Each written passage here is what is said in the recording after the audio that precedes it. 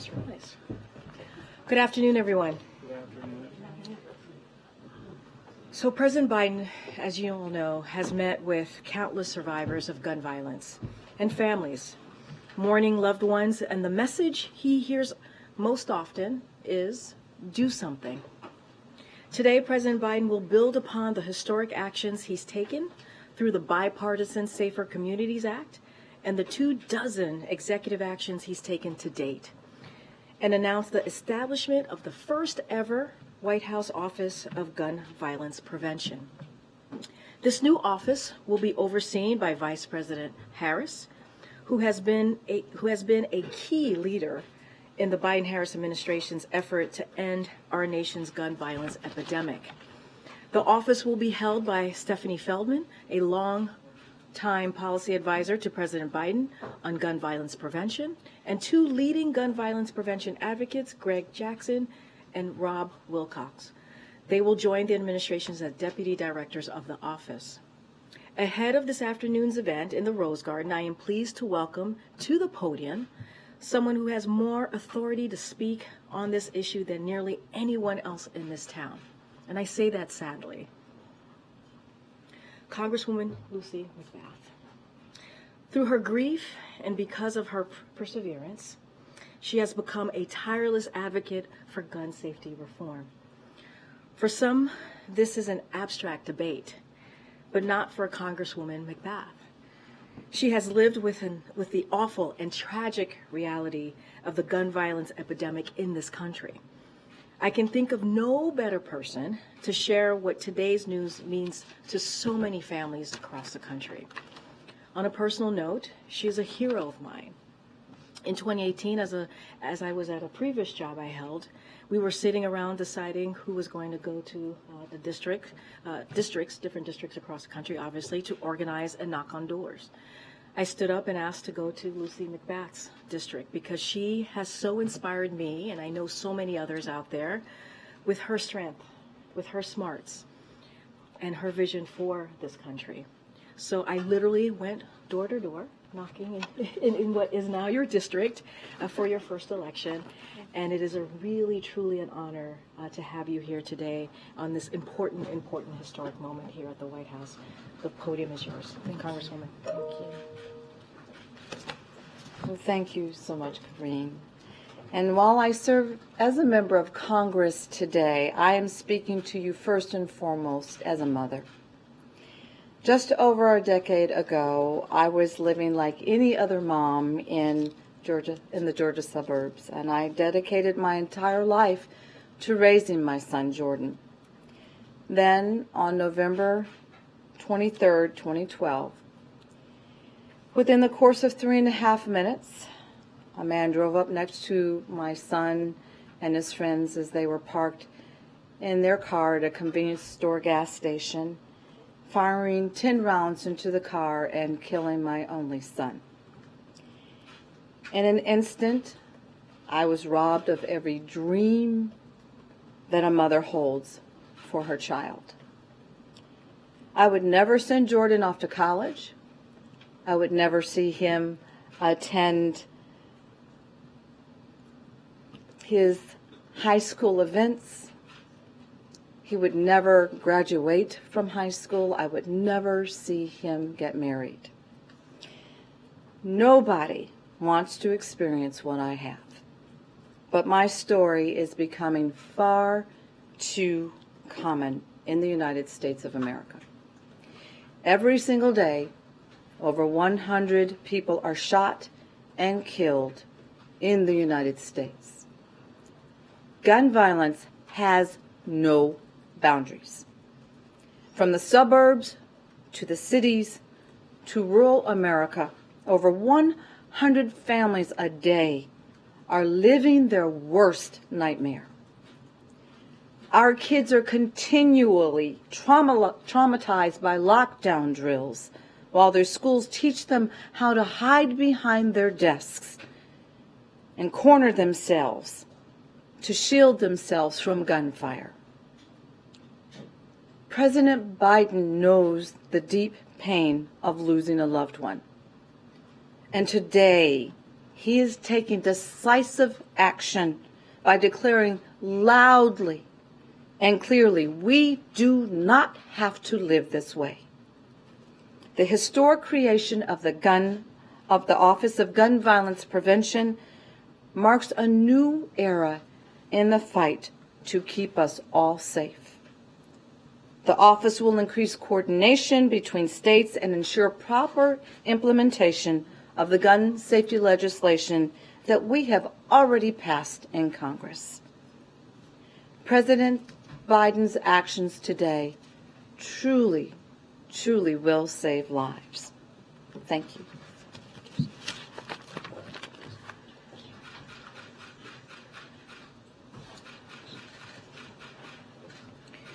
Thank you, Congresswoman. Thank you.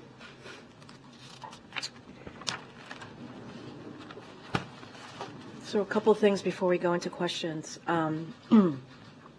Today, extreme Republicans are voting in a House committee on 4 destructive appropriation bills as they continue to march toward a shutdown that would hurt our economy and threaten our safety. House Republicans failed multiple times this week to do their basic duty, keep the government running. Instead, they were pushed to the extremes with increasingly severe cuts to programs Americans rely on, which have no hope of passing the Senate. And having accomplished nothing this week, they have all decided to go home. That's not delivering for the American people.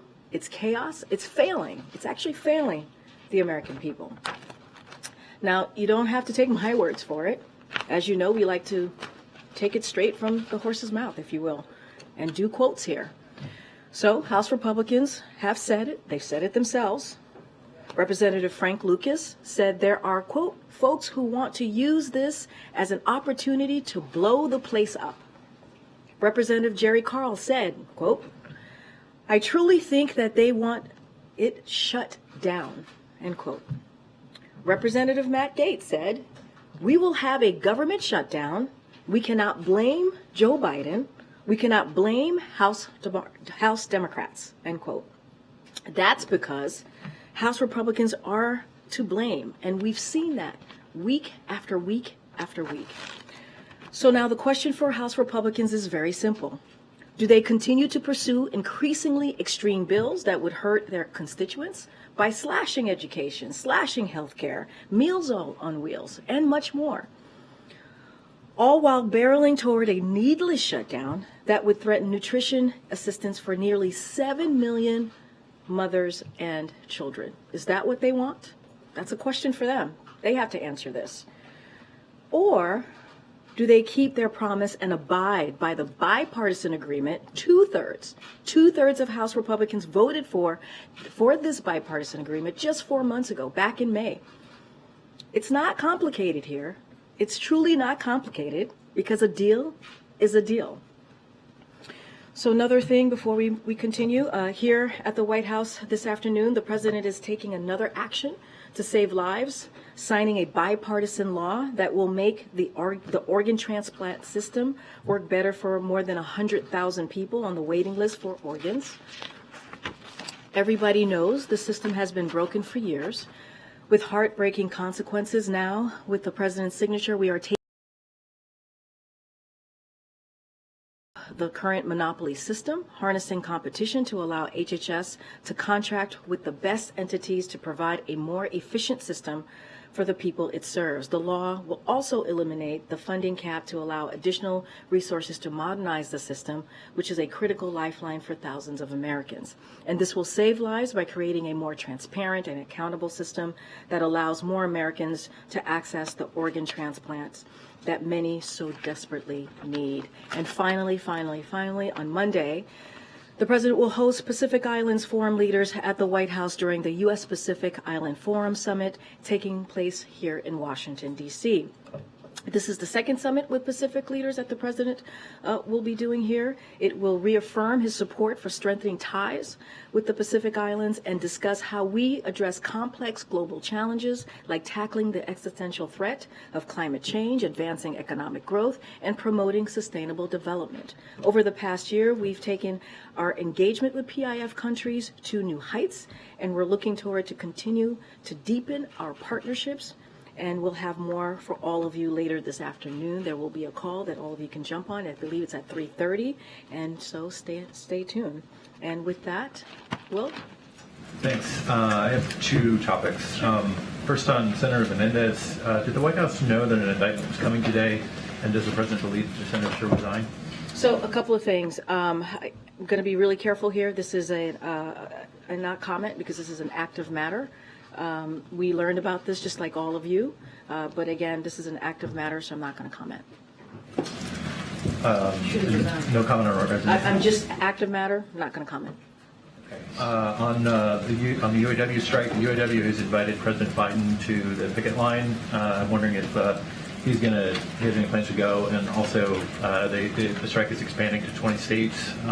Is the president going to feel more pressure to move both parties towards a resolution? So, on your first question, I don't have any updates to the president's schedule at this time. Just don't have anything to share. But certainly, the president appreciates Shawn Fain's inviting him, including him, certainly with all the family and friends of the UAW. And so, the president has been really clear about this. He believes the union built the middle class. That's something that he has said for years now. And of course, he is a union guy who will continue to fight for UAW and also union workers. So that will not end. That is something that he has certainly been steadfast about for the past several years. So we are, of course, in touch with the parties. As you know, Acting Secretary of Labor Julie Su and also Gene Sperling have been in regular touch for the past several weeks with all parties. Certainly, the parties continue to remain at the negotiation table, which is incredibly important. And so we've communicated to each of them the importance of continuing to work 24/7 to get to a win-win agreement, as you've heard us say many times. And look, the auto industry will remain here in America. That's what the president has been working towards, investing in that in the last 2 years. And UAW workers remain at the heart of a growing industry. And so we will do everything that we possibly can to help in any way that the parties would like us to. But again, they are at the negotiation table, and we believe that's incredibly important. I know your dad had some thoughts about our back and forth yesterday, so maybe we should try this again. Same question. Same question as yesterday. Can you repeat the question? What do you call it when 10,000 people illegally cross the border in a single day? So here's what I will say, and you heard me say this a couple times, and I'll say it again because it is the facts. On day one, the first day of this president's administration, he put forth a comprehensive immigration reform that we believe that was desperately needed for this country, right? As we know, and you've heard us say this many times before, we are dealing with a broken system, and no action was taken from Congress.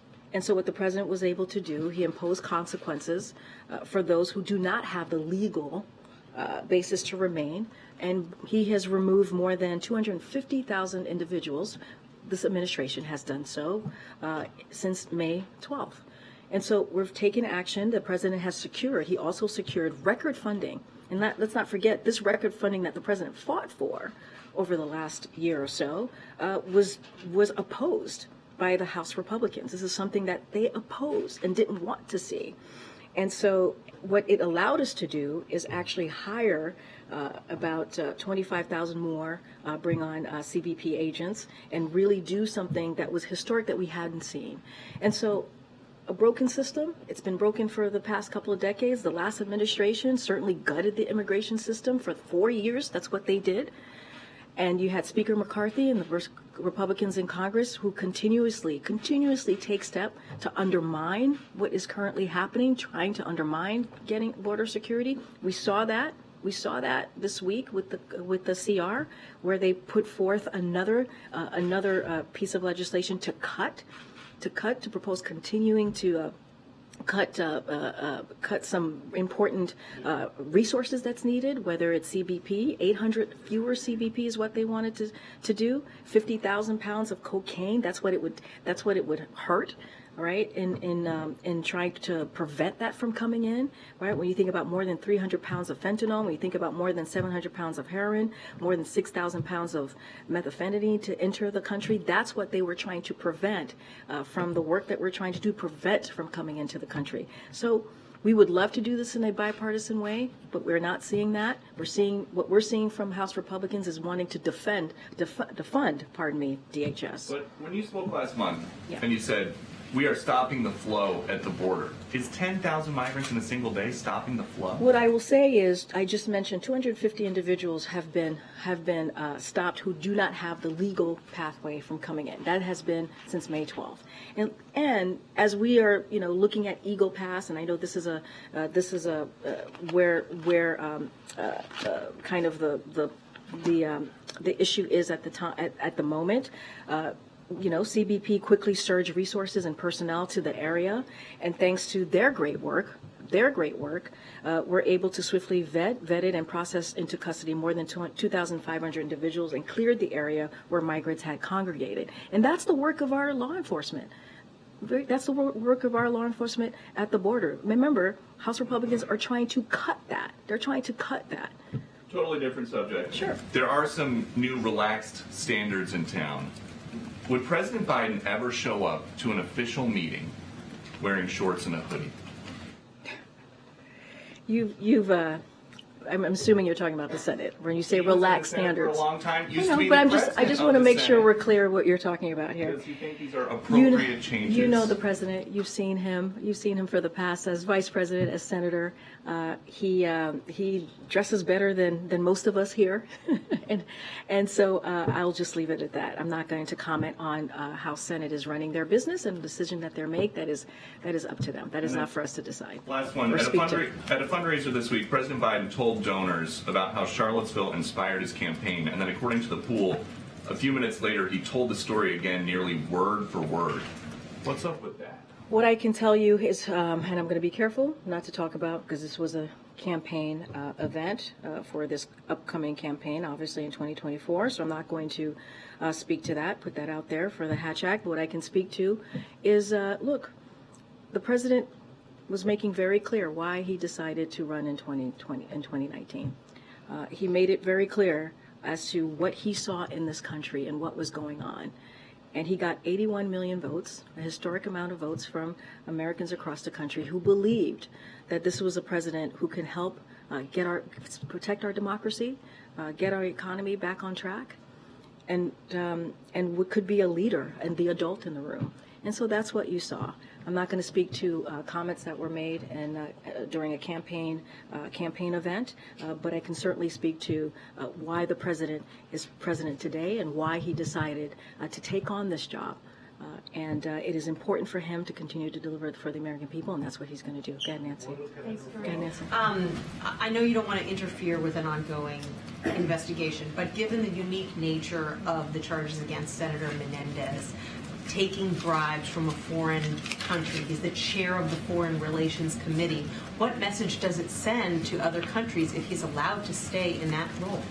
So I believe from some of your reporting, I think there's discussions happening about his next steps, the senator's next steps. So I leave it to the leadership of the Senate, and certainly leave that to the senator's office. I have to be really careful because it is indeed an ongoing matter, and so I cannot comment on this. But as far as his leadership role in the Senate, that is something for Senate leadership to speak to. Given that this is now the second time that he's faced really serious federal charges, would the president advise him to step down? Does he want to see him continue in the Senate? We're going to be very, very clear about this. We're not going to get involved. It is a ongoing matter, and so we're going to leave it to the prosecutors to move forward with however they see fit, but we're not going to comment. On the UAW, the initial plan was the president was going to send Julie Su and Dean Sperling to Detroit. they stayed here. Why was that decision made for them to stay here? And now, given that the strike is expanding, are there plans to now go ahead and send them to Detroit, or are they going to continue to make those conversations from here? So there was a mutually agreed decision that was made this week that that was believed to be the most productive way to move forward was for Jean and Julie to stay back and to help from Washington in the best way possible. That was a mutually agreed agreement. And look, we are in constant; those two are in constant conversation with all parties. They actually spoke to the parties today, and so that certainly is going to continue. We are going to help and assist in any way that they feel necessary. But look, I think the most important thing is that they're still at the negotiation table. That is incredibly important. They have been really focused on this the last 24/7. And so I think that's important. The president has always said he's a union guy. He appreciates being called that by unions and labor leaders out there. And so we're going to do everything that we can to be helpful. But we are encouraged that they are continuing to have that conversation. Thanks, Karine. Beyond placing the blame on Congress, what's your message to federal employees at risk of going unpaid? Look, our message is this doesn't have to happen.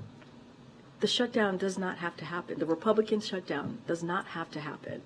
They can do their job and keep these vital programs continuing, keeping the government open, and that's our message. Our message is this should not be happening. We should not be putting American families' lives in turmoil. We should not be putting even their lives at risk. Potentially, because of what this could mean for the different programs that these families and Americans need. And so all they have to do is do their job.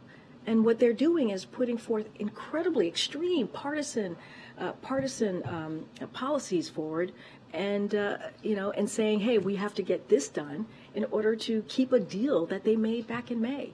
And so this should not be happening. It should not be happening. And so, look, we're going to continue to be very clear. What we're saying to them privately is what we're saying to all of you publicly, is that they need to do their job. Do you know when federal workers would miss their first paycheck? So I don't have the specifics on any of that. The OMB director and OMB more broadly certainly is working on plans of what this could potentially look like if there is a shutdown. Talking to the different agencies. So that is certainly in progress right now. Just don't have any specifics on payments or what that would look like. And the new announcement today on the gun violence Office of Prevention of Gun Violence. That has been something advocates have been pushing for years. Why do you think it took so long? Look, here's the thing. As you know, there was the bipartisan piece of legislation that the president was signed, and it was the first major piece of legislation on gun violence that was able to move forward in 30 years. The president did 24 executive actions because he took this seriously. He called the gun violence in this country an epidemic. And so I said this yesterday, and I've said this many times. You've heard this from the president. There are people who are sitting at their kitchen table every night who is missing a loved one because of this violence. Because you can't go to your congregation, you can't go to your grocery store and not worry about potentially getting shut down. You have kids who are going to school, who are you heard directly from the congressman what they have to go through now because of this gun violence epidemic. So right now is the right moment to establish this office. We want to accelerate what the president is put forward in his 24 executive action. We want to accelerate the law that he was able to sign into law. The legislation was able to sign into law to continue to get the work done. And so this was the right time to do that. But let's not forget the work that the president has done the last 2 years to get us to where we are. But more work needs to be done. He's not going to stop calling on Congress to continue to do the work that they need to do to protect our families from gun violence. But this is an opportunity to accelerate what the president has been able to do to protect communities, to really deal with gun violence, and that's what the importance of this office is. Thanks, Karine. Did President Biden and other Five Eyes leaders raise their concerns about Canada's allegations of Indian involvement in the murder of a Canadian citizen at the recent G20 meeting? So I know that National Security Advisor spoke to this yesterday, and I know there's been some new reporting. I don't have anything to certainly, and this is something that Jake said himself. He was not going to comment about private diplomatic conversations. I'm not going to do that either. Just following what the National Security Advisor said, and so. Just not going to comment on that. Obviously, we are deeply concerned, as he said as well, and so what the Prime Minister has referenced here, the Prime Minister of Canada.